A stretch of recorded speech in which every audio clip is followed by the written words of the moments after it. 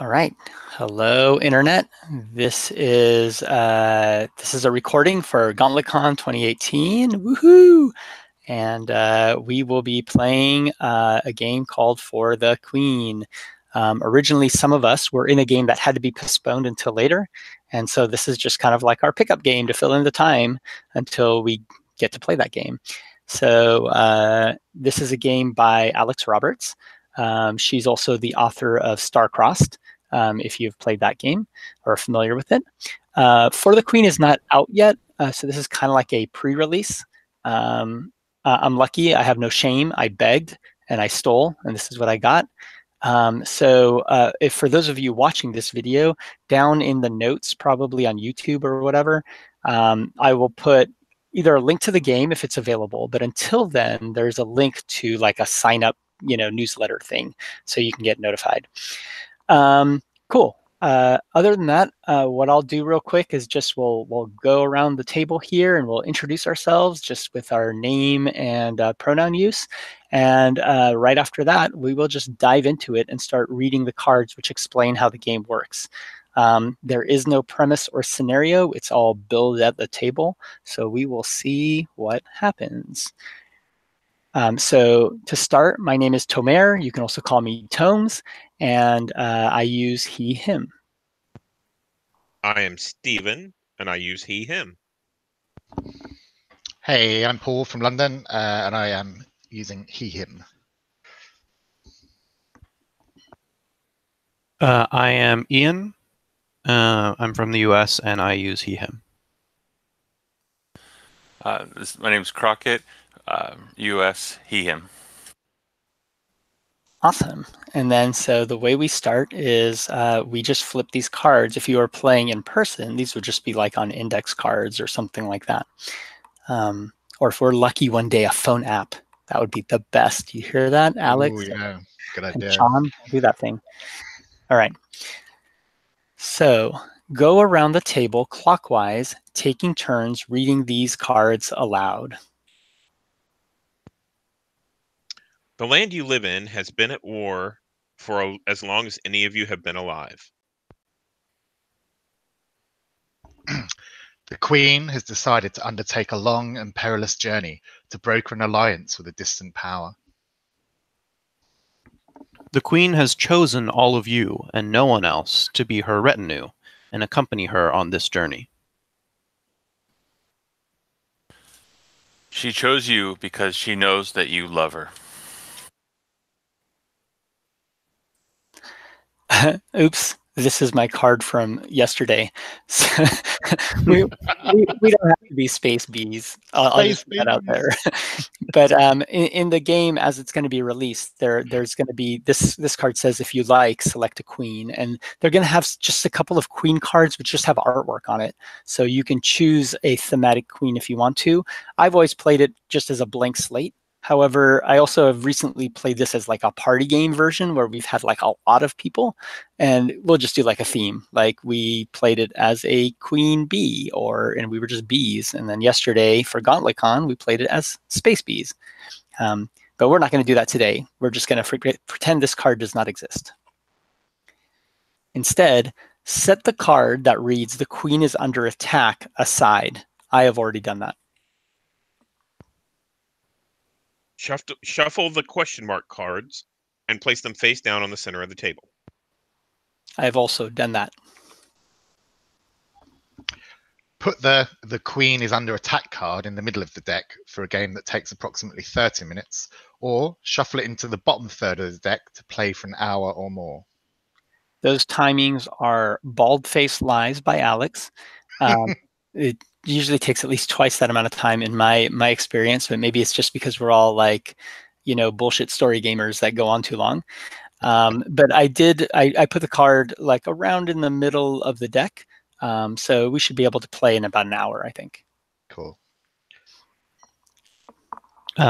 Continuing clockwise, take turns answering the questions on the question mark cards. Interpret these cards and answer them however you wish. Other players may ask you questions or make suggestions on your turn, but whether you answer those questions or include those suggestions is entirely up to you. place the, oh, is it my turn? Is it Crockett? No, Crockett just read. So place the X card somewhere everyone can easily reach it. Now, normally these are an index card, so there will be one with an X on it. It has been, it doesn't really exist here as easily. So if we want to X anything, we can either make a big symbol with our hands, we can write X in the chat, or we can verbally say it, or some combination of those. If anybody sees one of these notions being done by somebody and the rest of us are not noticing, or whoever's talking is not noticing, then feel free to just like bring it up to their attention. Yeah, but we can play with any of those methods. Yeah, let's continue. If you encounter a card or an answer that you don't want to be included in the game, tap the X card. That content is removed from the game.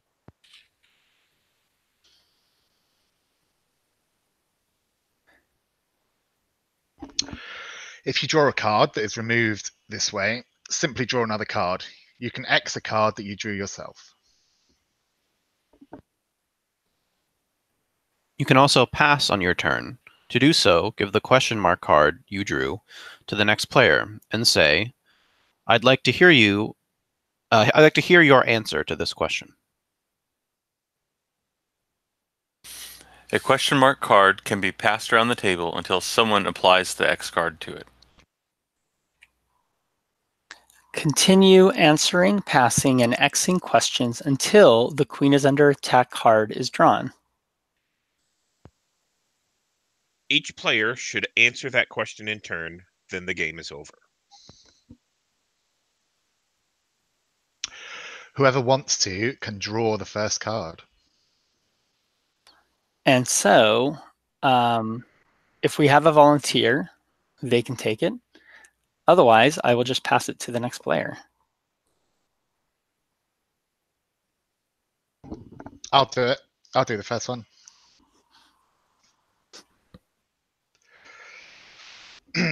Okay, the Queen had you punished once.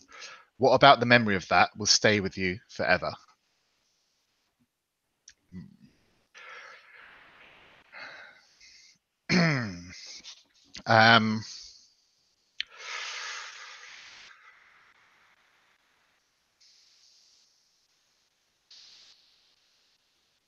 I think the shame of the punishment will stay with me forever, because the Queen punished me for my indiscretions in front of the entire assembled kingdom. Oh man, what did you do? Now, that's me asking a clarifying question. So we are allowed to ask clarifying questions, at which point in time Paul can either answer those questions in whatever detail he wants, or Paul's character, or you can decide to just say, I'd rather not answer that question and not answer it. But my question is, what did you do to deserve such punishment? I loved someone else apart from the Queen.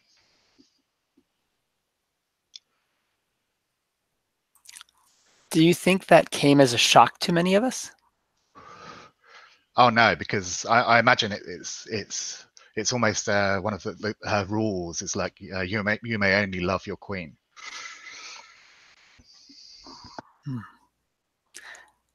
I do have another question though, which is when you are punished in front of, you said the entire kingdom, what did that look like? Like, how much space does that take, the entire kingdom? I think it wasn't physically. It was kind of broadcast to the entire kingdom. I don't know. I mean, this is kind of putting like quite a big sort of coloring like into the fiction here. Like, it was broadcast in a way. So I will say this: keep in mind that any of us can X content at any time. So, for example, if Paul says, "Yeah, the video cameras were pretty glaring," And, we had already kind of like felt like we established a very fantasy kingdom. And we were like, oh, you know what? That kind of like messes with the tone. Somebody can just say like, oh, I'm going to X that, and we can just move on. So you can X things for any reason. Like you can draw a card and be like, I don't like that card. X, get another card, right? Or you can draw a card and pass it along, of course. But yeah, so I would say go ahead and do the thing, what you want to do, and then we'll see kind of where that goes. Mm-hmm. Okay, yeah. So it was my punishment was kind of live streamed to the entire kingdom with an enforced kind of mandatory viewing.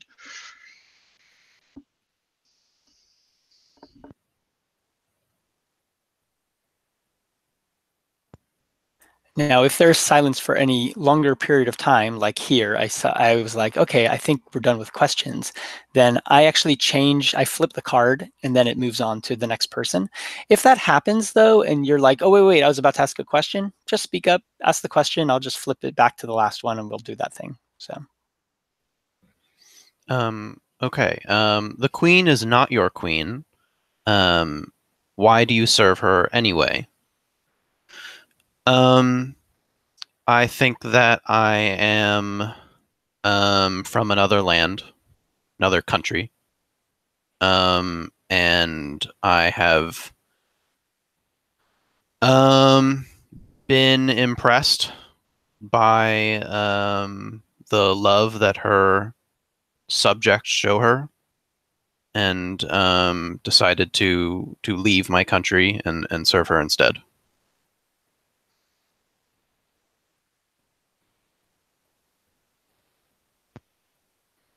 What was your relationship with your prior queen?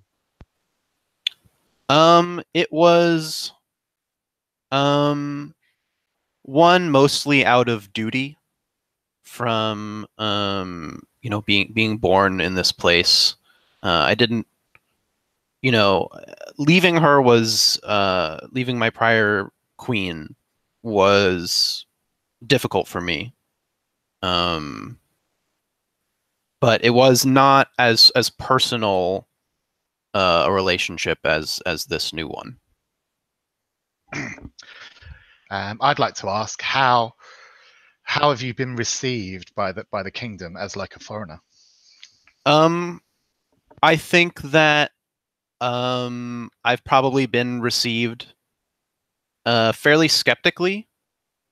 I think people are probably suspicious of my motives. But the queen herself has given voice in my defense, which has quieted some of the negative sentiment, but certainly not all of it. Now, you do mention duty. Do you still have duty to your prior queen? It is certainly a conflict, an internal conflict that I feel. I certainly haven't been able to entirely put that aside, and it is one of my greatest fears should I come in conflict with servants of that other kingdom, if I'll be able to, or which side I would ultimately take.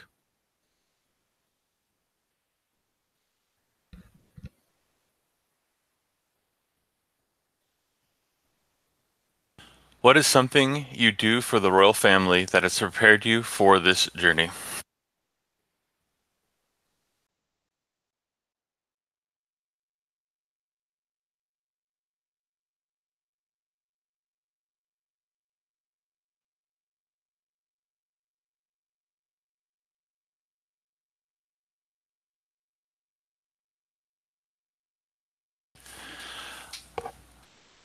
I would say that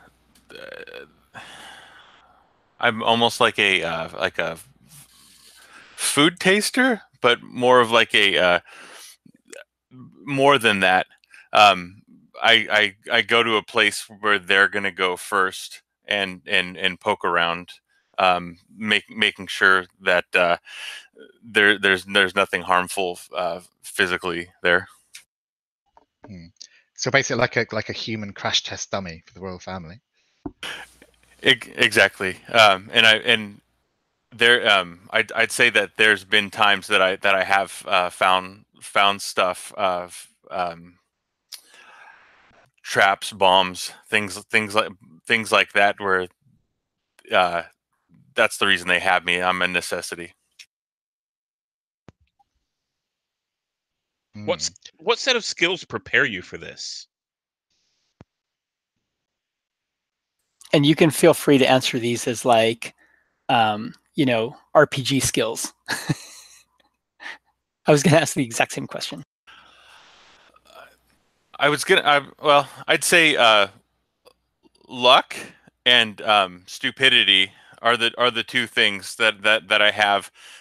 One of those people that just happen to look in the right place or wrong place and not fear the consequence of that. And for that, I'd say that while not publicly on the right hand side, I get compensated for it. Can I ask what scars, either physical or emotional, do you like do you bear for your service? Got it. I'll say both.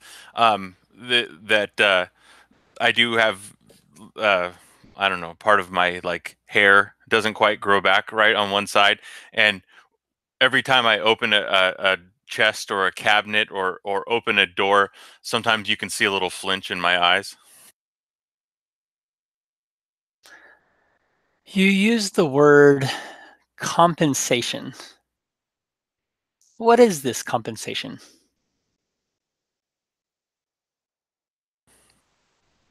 Both financial and security wise. So if the queen survives, if the queen lives, I know that I'll have a place to stay. I won't starve. So problems that other people may have in the world, I don't have to deal with as long as the queen survives. So as long as the queen's good, I know that I'm going to be cozy.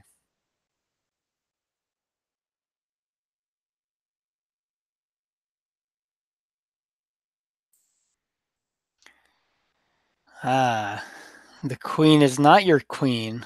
Did I go wrong? I went in the wrong order. Tell me if I do that. What do you do for the queen that anyone else can do? And why does she make you do it? So I'm the royal videographer. Um, and being the videographer, like you don't really need to have magical skills to do it, although it is magic, right? I mean, we all know that.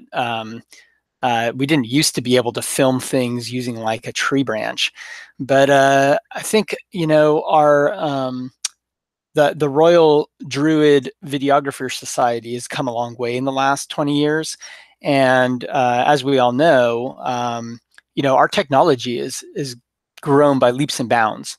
Now, I personally am not. I'm not a magical druid. I just carry the stick, if you will. But I've got an eye. I've got a pretty good eye for it. So anybody can hold that thing, but she's seen my work. And let me tell you, she knows that I put her in the best light, right? I just get all the right angles. She doesn't really like, coming from the right side of her face. Like it's not as good a look for her. And I just know how to do that thing. Can you tell me about a time when you captured something on video that the Queen didn't want her loyal subjects to see? I could. I can't show you about that time though, because that footage has been wiped, right? But yeah, I mean, as long as it's just us, right? So we had a couple of emissaries, right? They're goblins, but I mean, we had a peace treaty for a while, as you all know. and we still maintain that peace treaty. What you might not know is the reason we maintain that treaty is because the Queen and the Goblins are actually very close friends. There's a faction in the in our kingdom that's not happy about that. There's some bad blood there, but honestly, I think the Queen is addicted to their board games. She's just become very into it and realizes that they're all about strategy. And she keeps talking about how it's opened her mind. She talks about it a little bit kind of holistically and weird. But that is what it is. Whenever they come in, it's like, oh, we're going to the closed room to have our conference, and no one's allowed in. But I did film one of those interactions, and unfortunately, she said that can't go public. Specifically, she broke my filming stick. It was one of my favorites, but I got a replacement, of course. It's my job. You mentioned that our technology had advanced recently significantly. What do you think caused that? That's a good question. Honestly, I'm not that in tune with like all this techno babble or techno baubles as it is. I just hold the stick. You're going to probably have to get that answer from somebody else.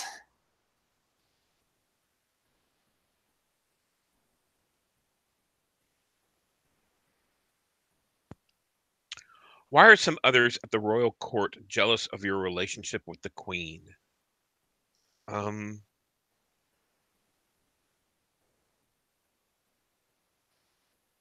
think the Queen shows favor to me in ways that and doesn't really have justification for it. I'm a common person. I don't have any royal blood. I don't have anything that makes me stand out. And yet the Queen treats me as if my station were higher, and this upsets some of the other royals.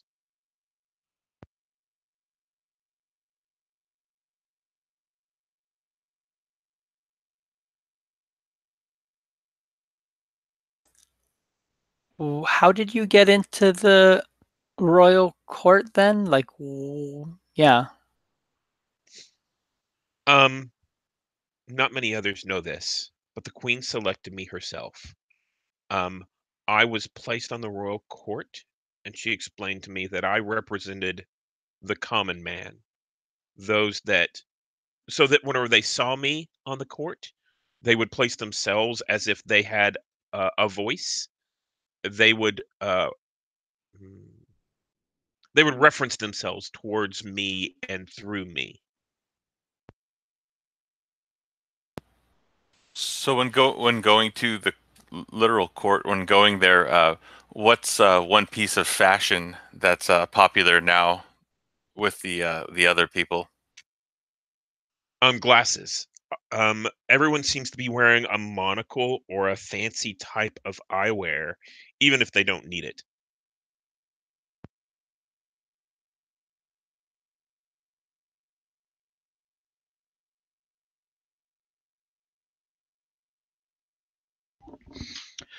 The Queen knows something else about me that no one else does.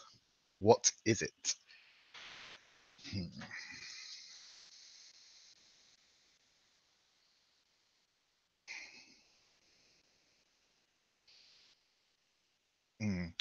I think the Queen knows that that my royal blood lineage is counterfeit. That I was not really born into the royal bloodline. I came from common stock. But everybody else thinks you're royal. Yes. Do they think you're related to the Queen? I mean, like closely related? Like, how are you related to the queen, I guess is my question. Mm-hmm.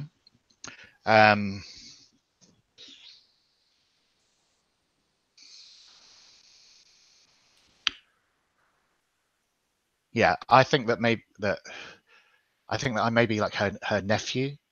Like I'm like the son of one of the princes.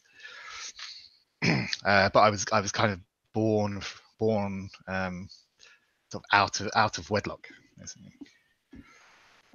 Who are your true parents, and do they know about your current position?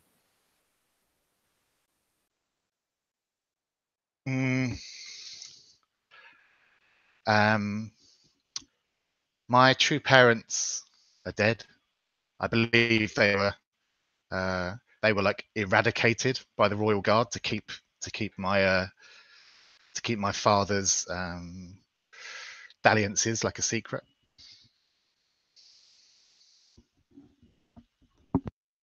How does that make you feel?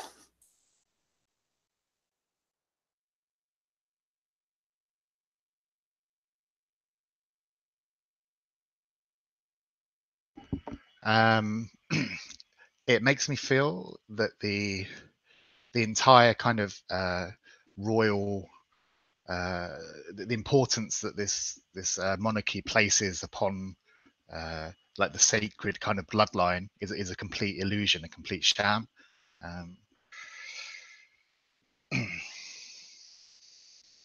Yeah. Did I just hear you say that anybody could be queen?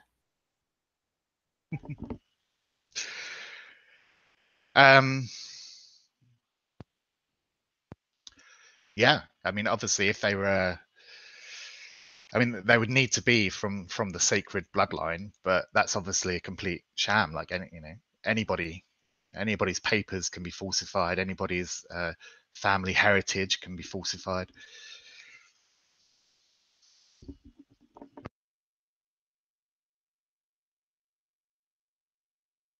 Was that the druid stick that you've recorded him with? Has he been broadcasted? Oh, I haven't broadcast anything. I just have a recording. You didn't see the red light flashing, so you know that it wasn't broadcasting at the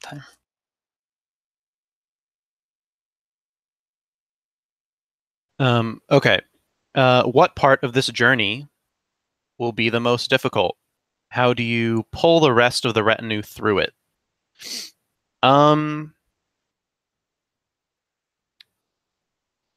I think that, yeah, for me, it's a matter of traveling through my current or my previous country. When we take the path through there, for me, it will be the most difficult, but also for the rest of the group, that is the most dangerous part of the journey, as we are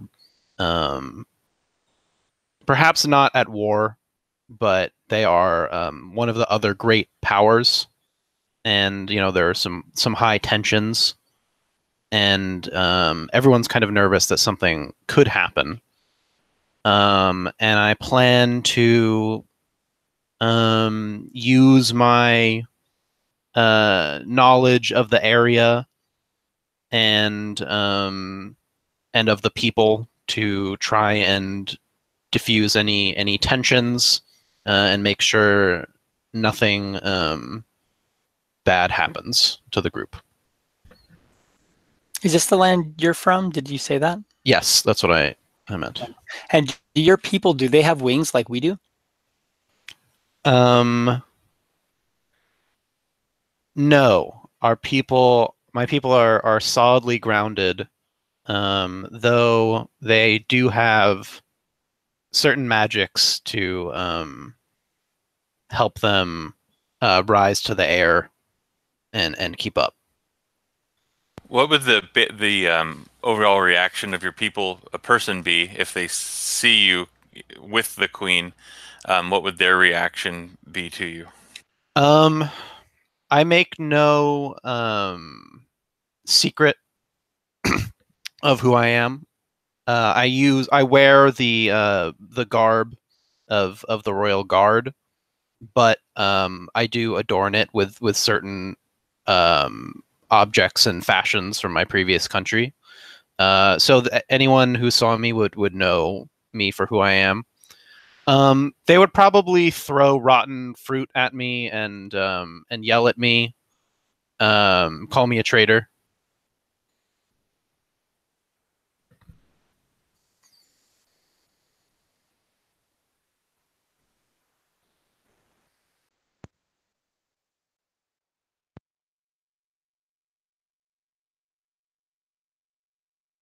Right. You are considered ugly by almost everyone you meet. How does the queen make you question that perception? Well, that worked out well. As previously, I've taken a bomb blast to the face, so I am missing patches of hair. At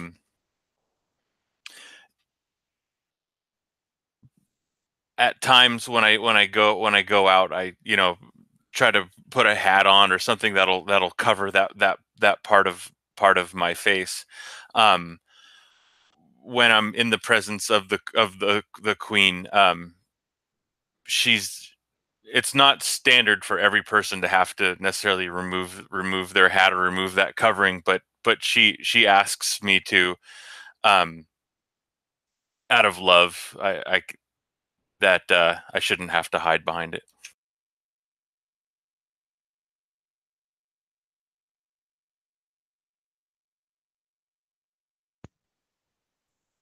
Do we, do the rest of us, how do we give you the impression that that you are ugly?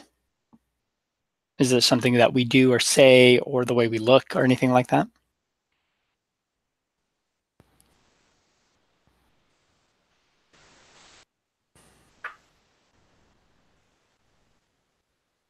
I think that it's not necessarily what you say, but it's in your eyes. It's like one of those ones where if someone's an outlier or something is so different about them that children stare, kind of a thing, just because they don't have the manners or the experience to it.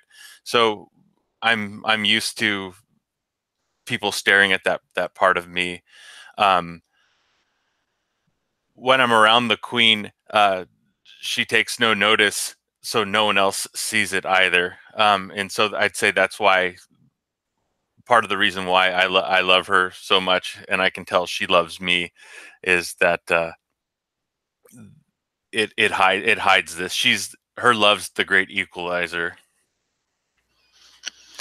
Now, given that I've filmed you and I've shown you footage, what is it about the way that I do that which you actually like?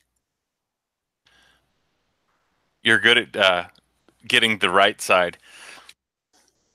You're able to edit and splice and able to almost erase these flaws through the magic of your camera. And does it make you feel in a certain way to see yourself as you were? Like, what does that feeling look like? Oh, wonderful! It brings me back and helps me almost erase the failed attempts that I had at defusing situations for the queen. Um, I also I use the pictures that you take for like my public photos, uh, dating sites and things like that. That's my good angle. You're my go-to guy.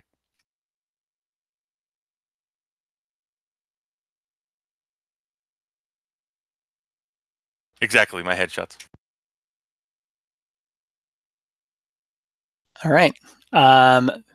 The queen thinks more highly of you than you do of yourself. How do you know this? So I'm going to take this question and I'm going to pass it to the next player. and it always goes to the next player. And the next player can either pass it, can exit and take a new question, etc. But I'm going to say, I'd like to see you answer this question. Okay. And I'll answer this question. The queen speaks to me privately, and that's how she came to tell me that about her plan to put a commoner on the royal council. And because she meets with me privately, this isn't very common among the other royals, and she seems to have an openness with me that isn't apparent with others in the court. Um, because this fuels the jealousy of the others, but it makes me know I am special to her.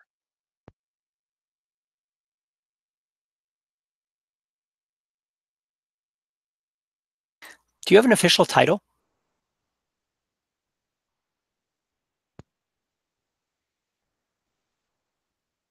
Yes. I have a title that would seem to grant me land, so this would be a baron. However, that land is not apparent.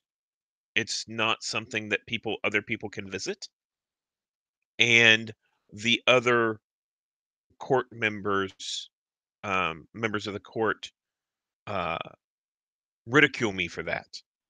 The landless baron.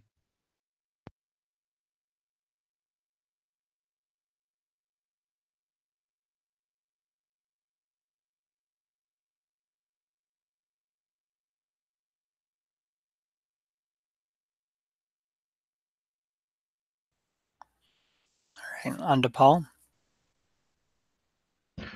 Oh, cool. So it passes around to me. Yeah. Yes. Sweet. Okay. You suspect this journey isn't just about diplomatic negotiations. What else do you believe is going on, and why?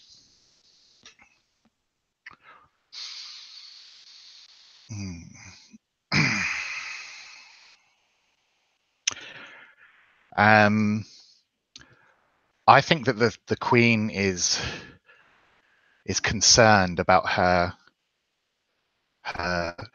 grip on power kind of slipping and diminishing in her kingdom. So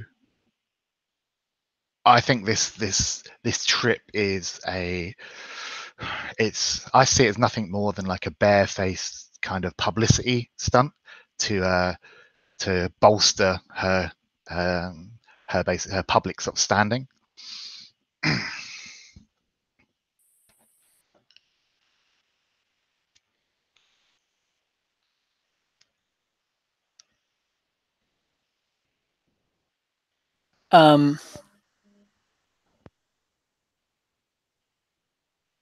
You seem to have a lot of strong opinions about how the leadership, where the leadership is taking this nation. Are you planning to put yourself up to be the next leader? Of course not. That would be pure treason and punishable by public execution. I would never dream of showing such disrespect to our Queen.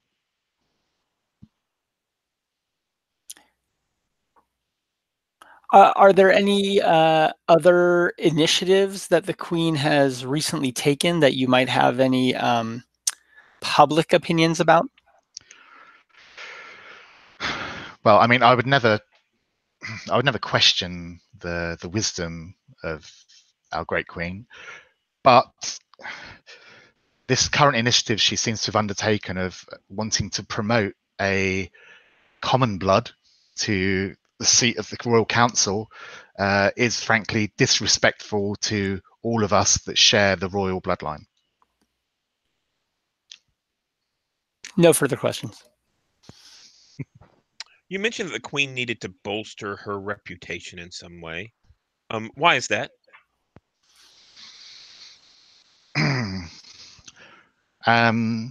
Well, I mean, you just need to look around the kingdom and see like the food shortages, the riots that are happening. You know, a once blindly loyal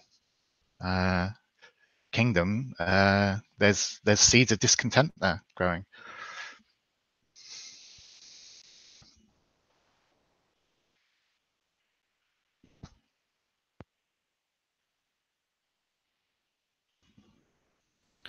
Sometimes you think you might be the queen's favorite. Why? And why does this worry you?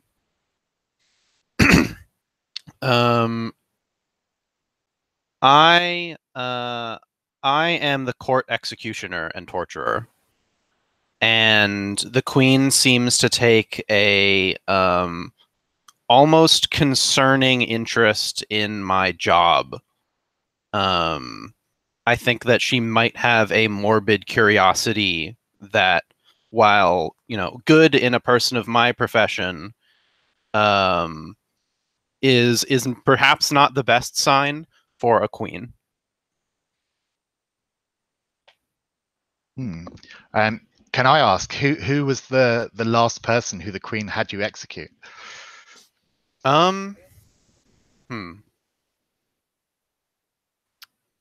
I think that it was the court wing cleaner that was here to fluff and clean and prepare all of your wings for this trip. And she had been caught sort of tampering with wings, maybe clipping them a little too short so that their performance might be made worse for our journey. And I had to horribly torture and then kill her for her treason.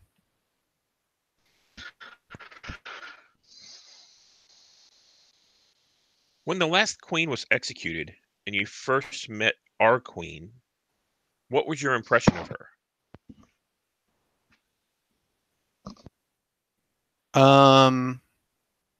I think I didn't meet. I was not in this country when the last transition happened. So my impression of the queen was not made until I traveled here.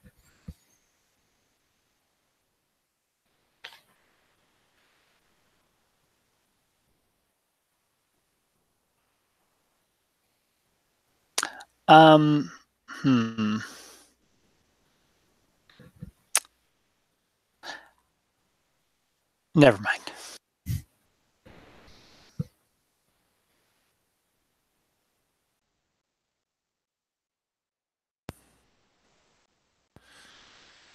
All right. You saved the queen's life once. How? So, we were traveling on a prior trip. We needed to stop halfway there. The room was prepared for the queen. I went in beforehand, like I normally do. While searching the bed, I found under the pillow it was like a small bag almost. Once opened, it had it was like mites almost, ones that can burrow within like feathers and things like that. Almost like lice, mites, lice, feather lice. That I ended up having to burn the bed, burn the room, grab the queen, took off out of there, and then handed the job off to some of the other people to take care of the people that owned the inn, because we know that someone had to have planted them. What would have happened if you had not discovered this? What would that have looked like? I'll pull out my wing and show you the parts where the feathers hadn't grown back, and there's like nickel-sized bites out of part of my arm where the mites had tried to dig in. I've taken a beating for our queen. And who do you suspect of planting these mites in the queen's bed?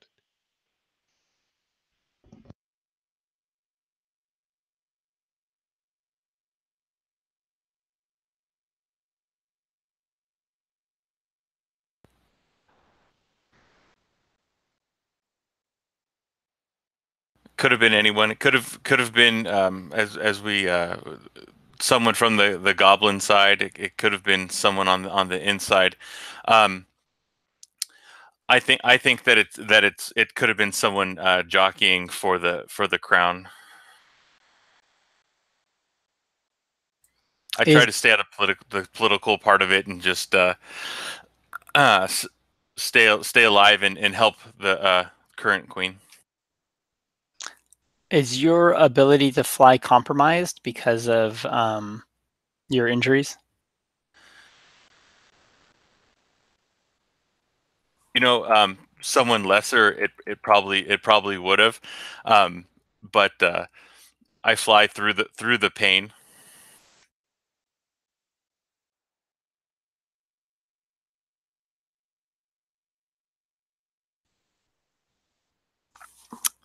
You think of someone in this retinue as the queen's favorite.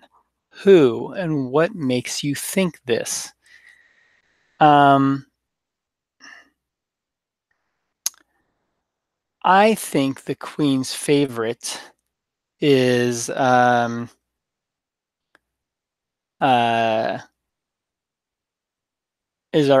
friend here in the royal family with the very strong opinions. And specifically, I mean, you must be the queen's favorite because, I mean, the queen tells me to film everything you say. She's obviously quite interested in your opinions. You know, and if I'm not filming you, I mean, she wants to be filmed herself, right? I mean, she doesn't really care so much if I film the others, although I do on my spare time. I mean, it's a hobby and it's a craft that I try to perfect. But she never asks me to film any of the others. That I kind of do, you know, because of my love of the hobby. But yeah, she does ask me to film like you a lot, like even if you're not aware. I don't know. I guess she just loves you or something. Okay, and my question for you is, what exactly would it cost to allow me to review the footage that you filmed of me before you submit it to her? Oh, hold on just 1 second. Let me just do that. All right, let's talk. You know, look, disobeying the queen is a capital offense. Of course, I would never, ever even think of doing such a thing. You know, I mean, in fact, the only situation I can think of where I could do such a thing is if the situation had changed and there was a new queen. Well, then of course I'd have to, you know, follow that new queen. So, you know, and in that case, I would be the most royal subject around. So, you know, whoever that new queen would be, you know, if, for example, they needed a videographer, maybe the best videographer in the kingdom, you know, that's something I could handily provide. But this is all just, you know, we're talking in theory, right? I mean, I would never disobey the current queen as it stands while she is alive. I've always thought your artistry is beyond reproach. That is not a question, but I believe you are correct. My question known for my humbleness. Sorry. My question is, has anyone ever confronted you about your false naivete towards your job? slash scheming? And if so, what did you do to them? I'm sorry, I prefer not to answer such a question. I don't even know what you're talking about, honestly.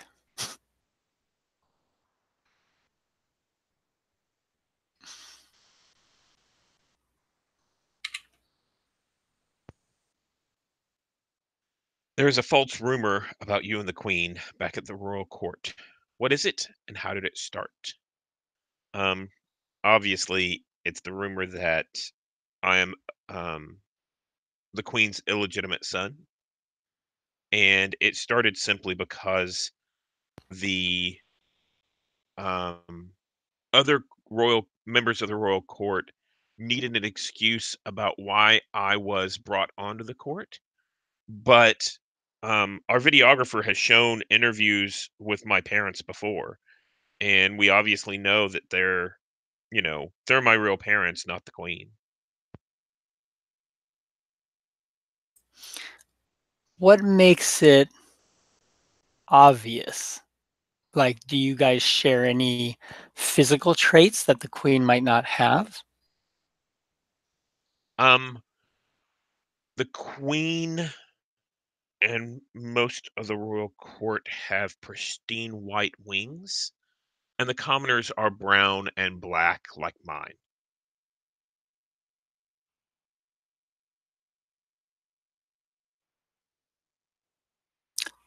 Do you have any siblings? No. Have you ever used this or leveraged this rumor to gain anything?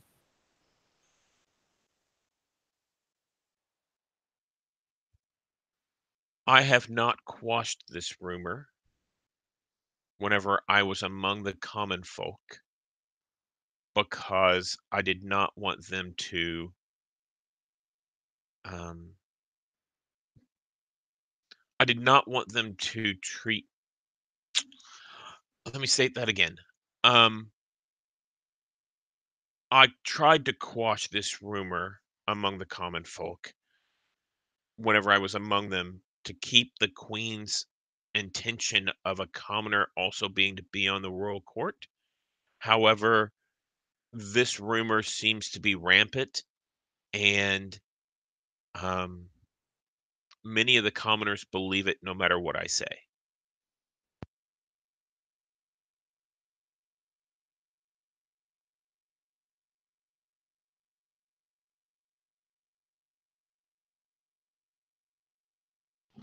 Hmm. Why do you think the Queen trusts you enough to bring you on this journey?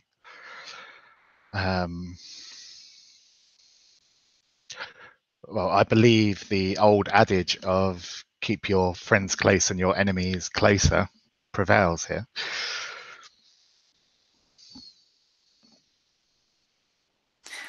That I think I can't argue with that.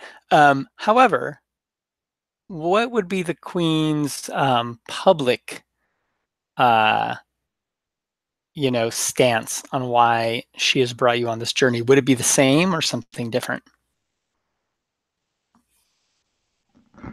Because the public sort of face of it would be because I'm I'm I'm third in line to the throne. So, she's training me in the diplomatic skills that would be required if or when I would ascend to the throne. How do you think the Queen will be keeping an extra close eye on you during the journey?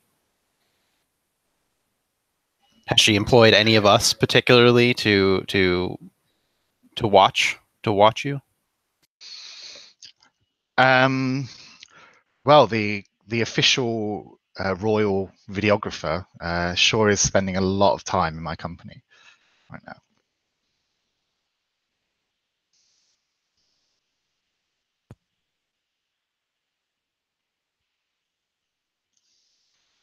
Who among us do you think the Queen trusts most?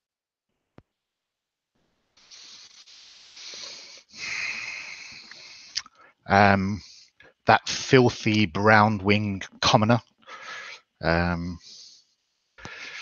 Yeah, I mean, frankly, I feel it's oh, is that thing recording?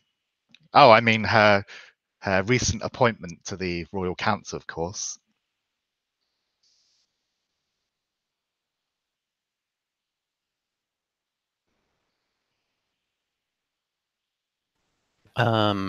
What do you usually do for the royal family?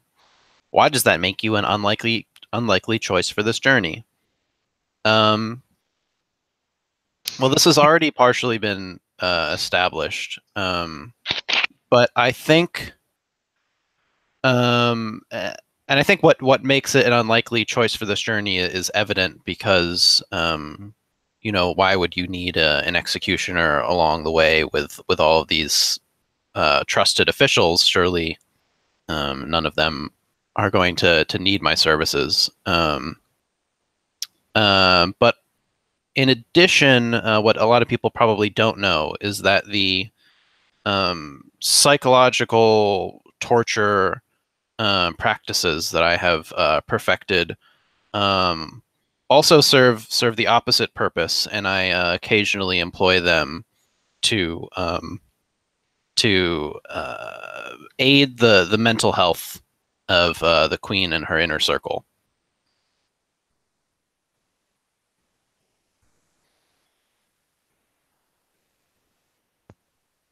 I'm sorry, how do you aid the queen's mental health? I use a combination of hypnosis and magic.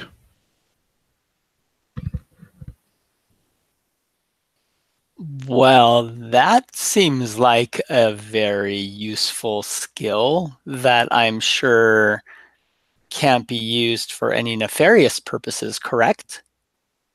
Well,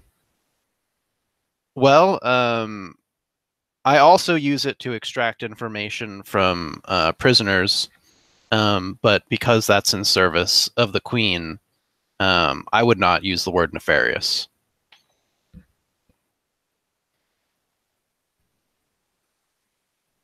I'm sorry, which queen? Our queen. Of course. Got it. Just clarifying.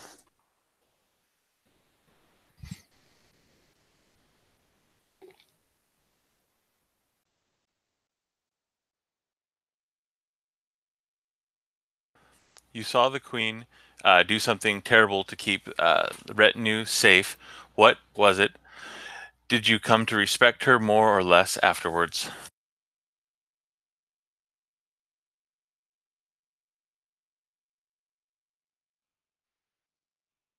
All right. There, as we were traveling, there was a group of like children, almost like hungry children, that kind of mobbed our caravan, asking for a handout. She had them taken away, not murdered or anything like that, but just left, made them leave. I think for perimeter security and close, keeping her safe from unwanted people. I think that was a smart thing to do. Not helping a child that's starving, I think, could be seen as terrible, but I think there's a place and a time for it, and that wasn't the time. How easy was it for you to convince yourself that that is the official story when she had the royal executioner like lead them away?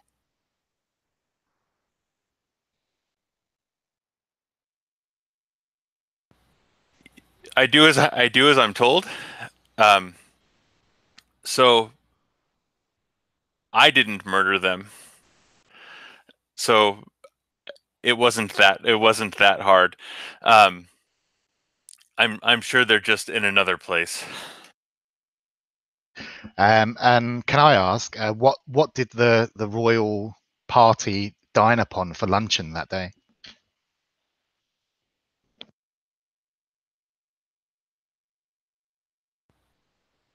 Smoked fish, smoked fish, petit fours, champagne. The eggs, we had the eggs from the fish on top of the fish while we ate it. We had local bread.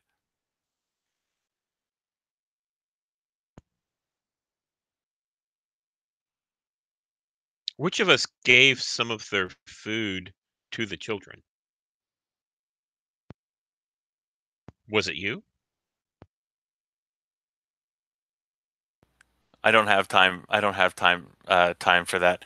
I would definitely say that your character, part of the royal court, maybe it may have pulled towards your heartstrings, coming from a commoner, but um, I'm too jaded with my work to be able to worry about things like that.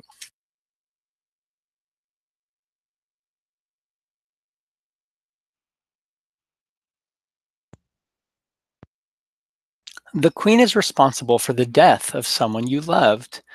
Who and what happened?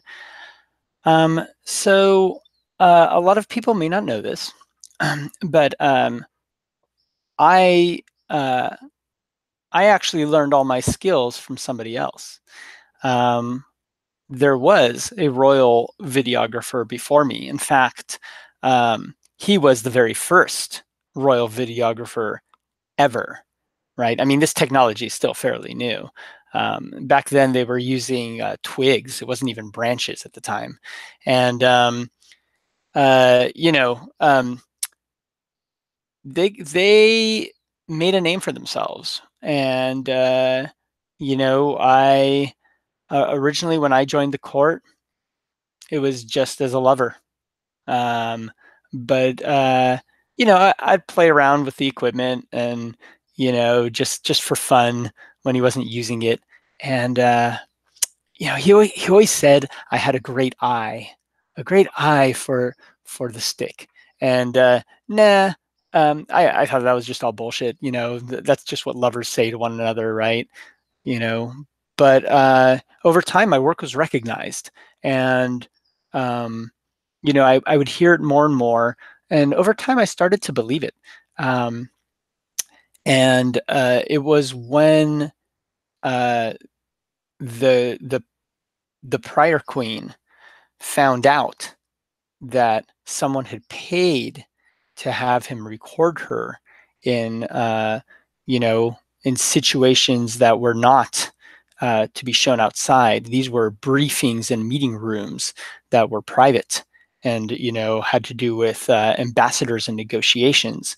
Um, and she found out, had him killed, um, and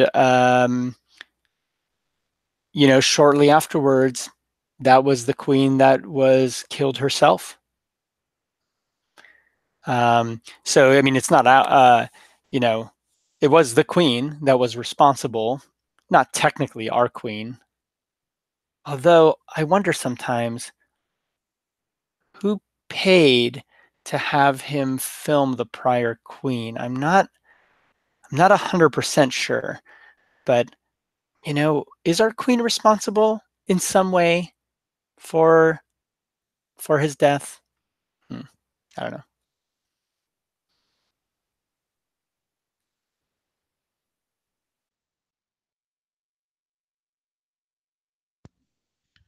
The queen touched me once. What about the memory of that will stay with me forever?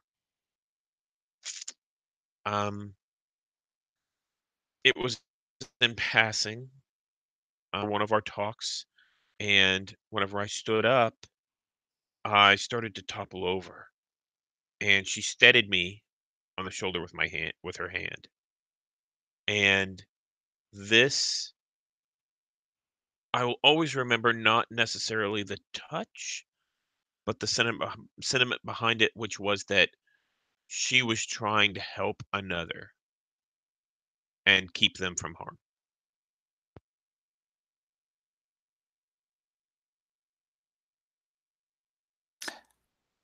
So it's not necessarily the touch. She does touch others occasionally, correct? I believe so. Yes.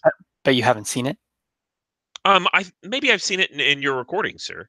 Hmm. So of course you've seen it. Oh, yeah. I'm just asking you if you've seen it. That's all.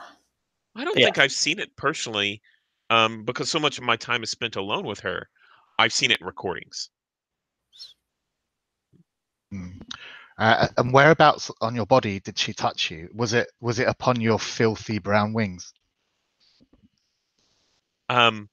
It was actually on my shoulder. My wings were spread out, trying to stabilize my balance. Yes.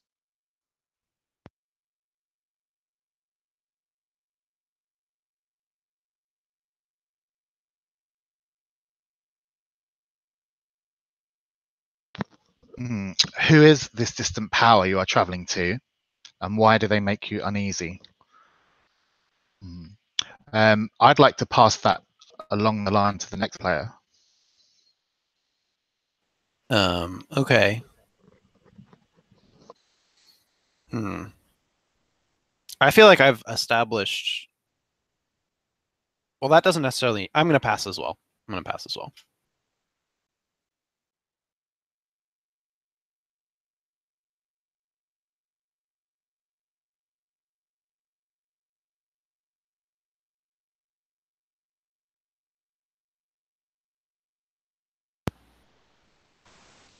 So we there's a lot of people, a lot of places that we're in conflict with. I know that we're traveling through the lands of the bipedal people, who of course we're in conflict with. We're also traveling through the ugly goblin lands. Those are no good. And there's a another force that are even further than them, and we're gonna go talk to them. Little is known about them necessarily, except we know that their technology is better than ours, and they're slowly encroaching on the land people and the nasty goblin people, and we figure if we can go there, befriend them before the goblins or the simplistic land people do.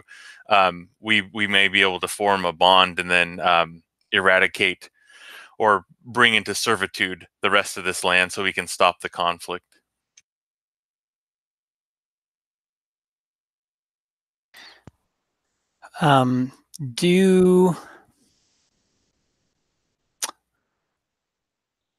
Have any of us seen these people?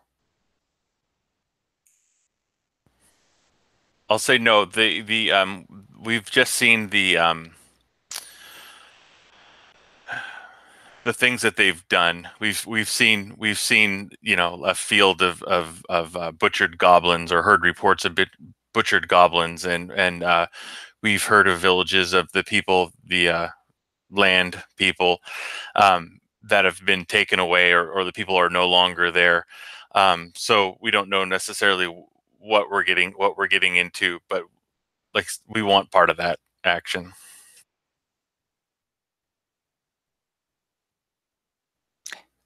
And have you heard any rumors about what these people might look like or be? Just rumors, mind you. I've heard of it's like almost like stick technology, but more like rocks.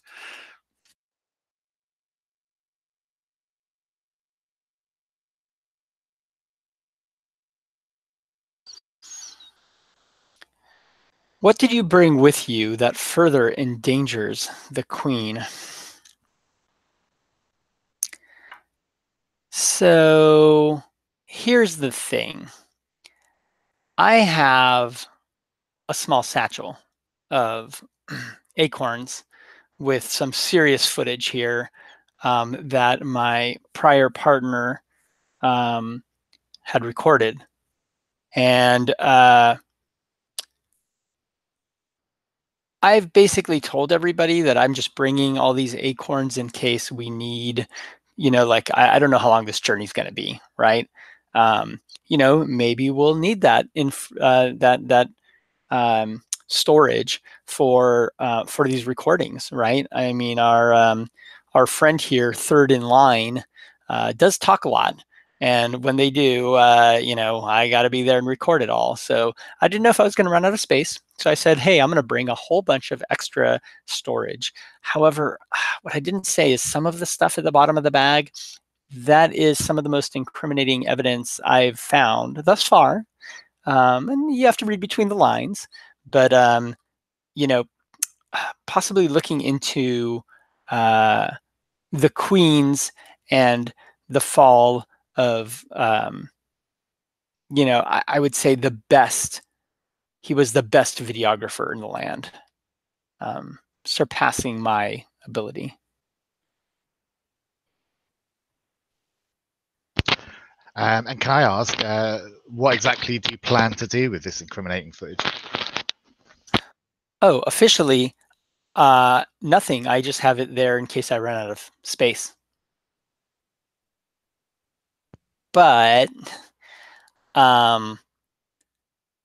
it's always good to have something in the back pocket. The prior queen had her videographer kind of axed.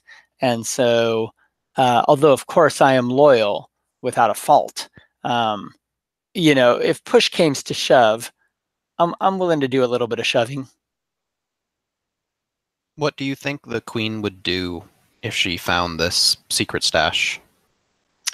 Well, if she understood it, that would be one thing. Finding it isn't really an issue. She's not very tech savvy.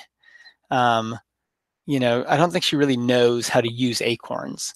So, I don't know. But I guess if she found out what it was, yeah, I guess she'd probably talk to the executioner there. But it's good the executioner doesn't seem too tech savvy either.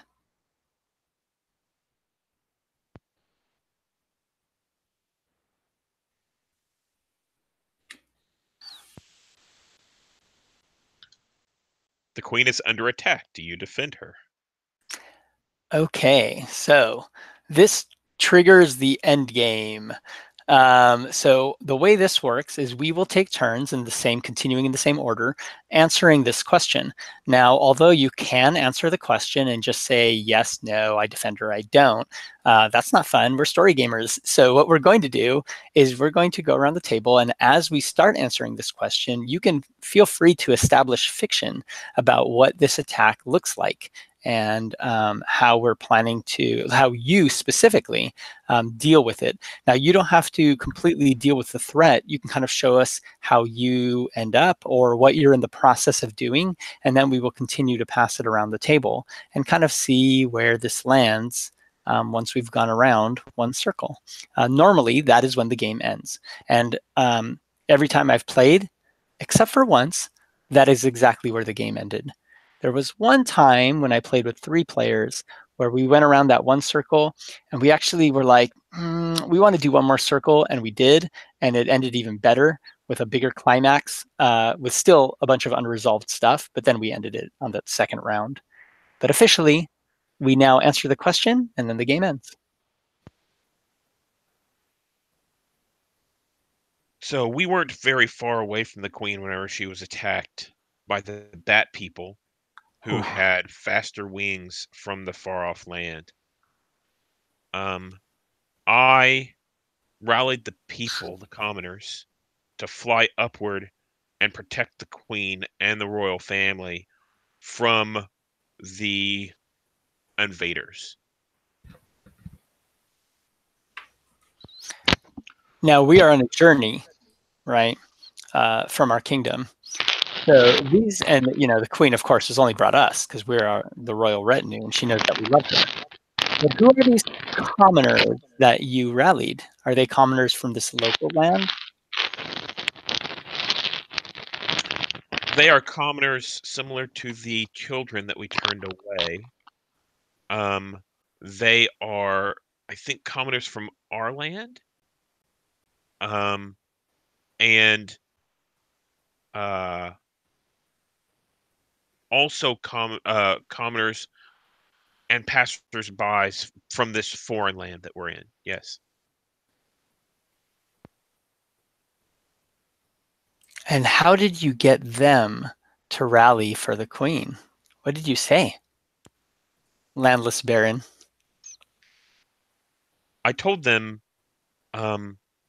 she is the best among us and will protect not just her people, but those that do not belong to her, like me. And these people from this foreign land, these invaders want nothing but your blood and your land. And we need to stand here, stand firm in order to push them back.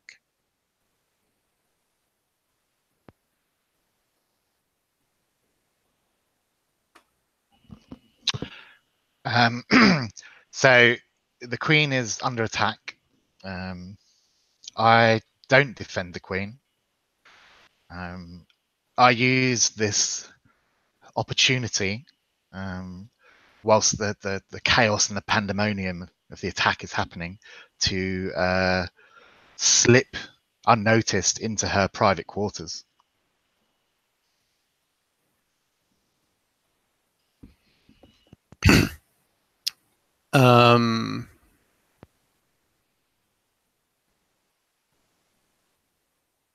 Does anyone? If anyone doesn't, no one has any other questions, I'll continue. I have a question. Is the videographer in her private quarters recording at this time?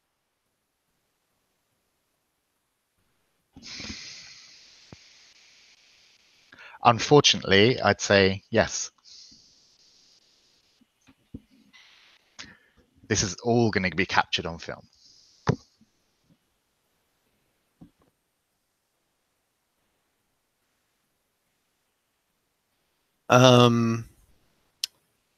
Yes. I do defend the queen in that I follow the plotting successor into the queen's quarters, wielding my flat-tipped executioner's blade. I don't want to leave her alone with the two least savory people in our group, and I jump to her side to attempt to defend her from one or both of their attacks.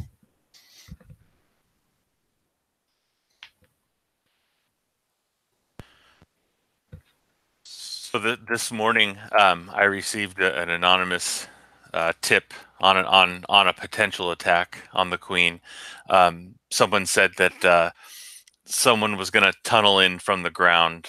Might have been the goblins or the mole people or someone other than us. So I spent part of the morning walking along the ground, looking for telltale signs. So when the bat people attacked from above, I could hear the commotion and I could see the fighting going on, but I was much too far to be able to get there in time. So I just had to listen to it and know that I failed.